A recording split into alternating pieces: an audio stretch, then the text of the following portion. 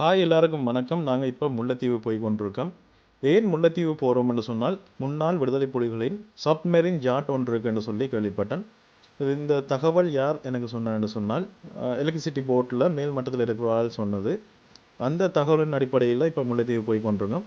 அந்த தகவல் உண்மையா இல்லையா என்பதை பார்க்கலாம். வாங்க வீடியோவில் போகலாம்.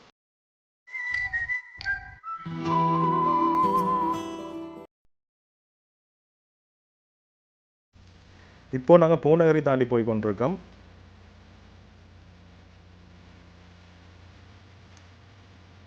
இது பார்த்தீங்கன்னு சொன்னால் தேக்கங்காடு, தமிழர்களால் வைக்கப்பட்ட தேக்கங்காடு. இப்போ பார்த்தீங்கன்னா தெரியும், ரெண்டு பக்கமும் காடாத்தான் இருக்குது.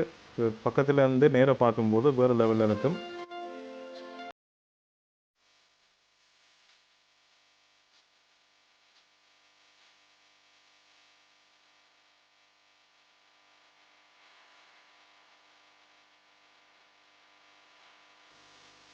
இது இராணுவ வீரர்கள் தான் பராமரித்து கொண்டு வராங்க. அதில் ஒரு கடையும் கொண்டு வச்சு நடத்தி கொண்டு வராங்க.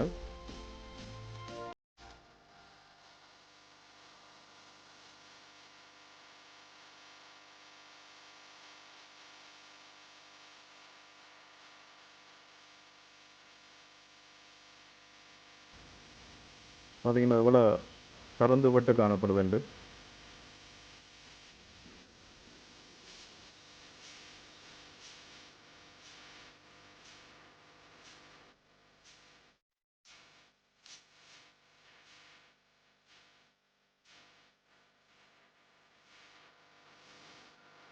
இப்போது புதுக்குடியிருப்பு சந்தி பக்கத்தில் வந்துட்டோம்.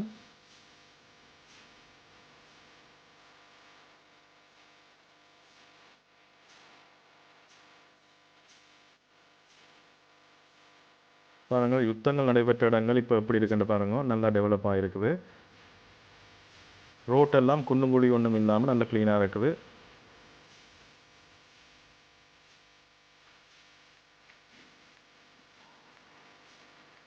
இன்றைக்கு சண்டே என்றதால் சனப்பழக்கம் கொஞ்சம் குறைவாக இருக்குது. இந்த சந்தியால் நாங்கள் நேராக போகணும்.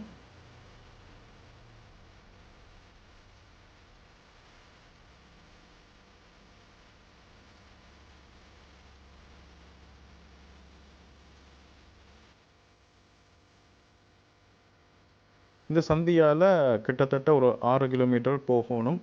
இந்த நினைவிடமெல்லாம் கழிஞ்சு போகும்போது இடகை பக்கம் ஒரு சின்ன பிள்ளையார் கோயில் வருது. அந்த பிள்ளையார் கோயிலால் ஒரு கிரவல் ரோடு ஒன்று தங்குது.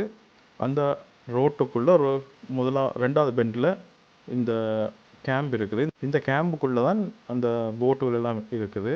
இந்த கேம்புக்குள்ளே வீடியோ ஃபோட்டோ எடுக்க அனுமதி இல்லை. அதனால் என்னால் எடுக்க முடியலை. நீங்கள் நார்மலாக பார்க்கலாம். காலையில் 6 மணிக்கு பிறகு பார்க்கலாம். இரவு பார்க்குறது கஷ்டம்.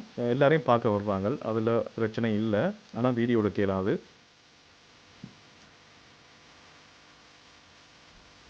இதில் ஒரு உருவச்சிலை கட்டியிருக்காங்க.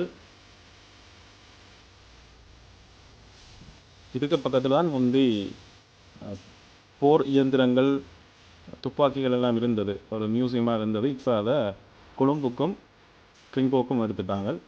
ட்ரிங்கோவில் ஒரு மியூசியம் இருக்குது. அங்கே நாங்கள் இந்த போர் உபகரணங்கள் எல்லாம் பார்க்கலாம். இந்த ஸ்டாச்சுவும் நல்ல அழகாக இருந்தது. ஒரு குளத்துக்கு நடுவில் கட்டியிருந்தாங்க. நல்ல பிரம்மாண்டமாகவும் அழகாகவும் இருந்தது.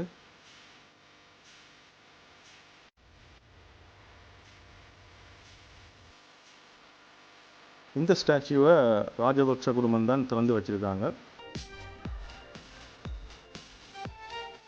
இது என்னத்துக்காக கட்டப்பட்டன்னு சொன்னால், இப்போ ஒவ்வொரு பிரிவாக போகிற இராணுவ வீரர்கள் கடைசியாக ஒன்று சேர்ற இடம் இதுதான். அப்போ அதை ஞாபகப்படுத்துறதுக்காக இது கட்டப்பட்டிருக்கு. கிட்ட போய் பார்த்தீங்கன்னா தெரியும், மிகவும் பிரம்மாண்டமாக இருந்தது.